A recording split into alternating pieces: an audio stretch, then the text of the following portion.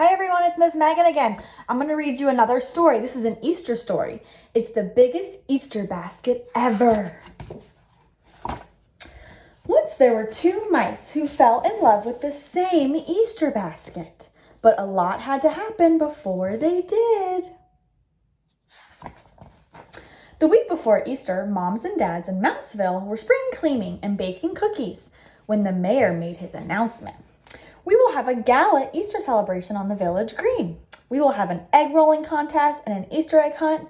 Everyone cheered, yippee! And whoever brings the biggest Easter basket will win a prize, the mayor said. Wow, said Penelope. I'm going to make mine out of bark. I'm going to make mine out of cattails, said James. Everyone in Mouseville likes cattails. I'm going to make the biggest Easter basket ever, said Clayton.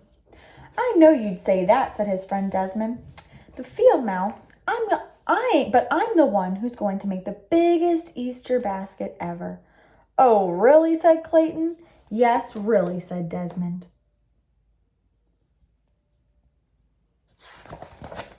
The night before, Penelope and James did some serious thinking. Out in the country, Clayton and Desmond did the same. It was Easter vacation, so they had no homework. The next morning, Clayton raced to the basement. Behind the old Christmas wreath and the broken skis, he found what he wanted. The big straw Easter basket his parents had made when he was just a baby mouse. He pulled the basket free, pushed it up the stairs, and placed it right in the middle of the living room.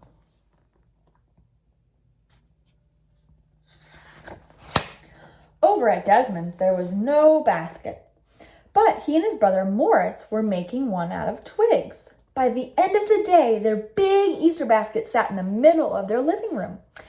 That's the biggest Easter basket I ever saw, said Desmond. Sure looks like it to me, said Morris.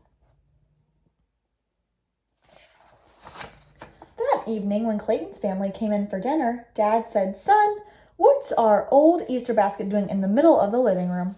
It's going to be the biggest Easter basket ever, said Clayton. It's going to win the contest. But what will it have inside, Dad asked. That's important, too. I hadn't thought about that. The same thing was happening at Desmond's house. When Uncle Vernon came in for dinner, his very first words were, Desmond, what's that big basket doing in the middle of our living room? Desmond smiled. It's going to be the biggest Easter basket ever. It's going to win the town contest. But what will it have inside, said Vernon. That's important too. I hadn't thought about that, said Desmond. Over at Clayton's house, Dad took Clayton aside. To help you find wonderful things to fill the basket, he whispered. Ask the whole family. And over at Desmond's, Uncle Vernon did the same. To help you find wonderful things to fill the basket, he whispered, ask the whole family. So Clayton did, and Desmond did. And this is what happened. At Clayton's house, Mom contributed a fuzzy stuffed Easter bunny. Dad added a big bag of jelly beans and piles of plastic grass. Brother Andy and sister Trudy appeared with a chocolate bunny, chocolate foiled eggs, and a little stuffed duck that made a loud quacking noise. Carefully, Clayton arranged everything in his basket.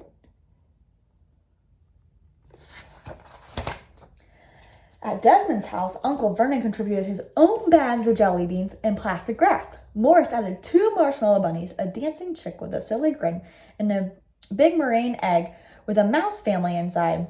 Cousins from across the road sent over a dozen candle eggs. Carefully, Desmond arranged everything in the basket.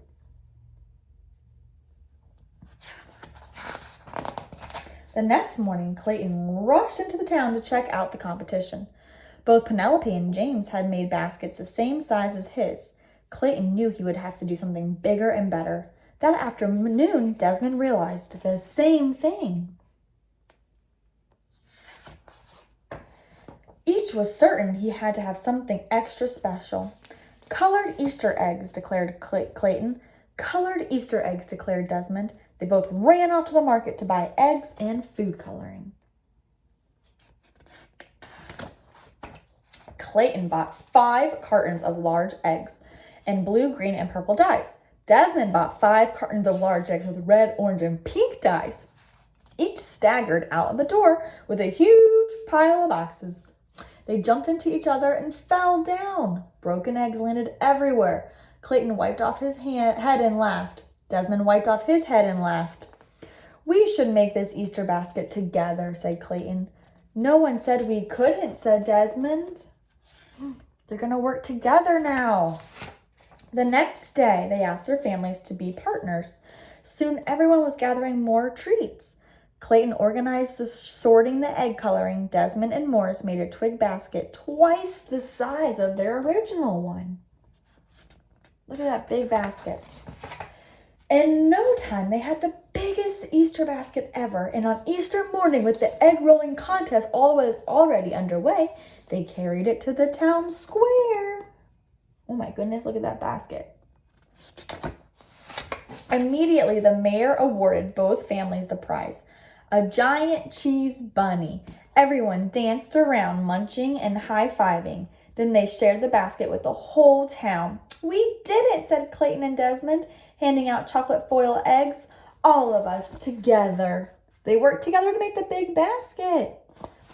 I hope you enjoyed the story and have a happy Easter. Bye.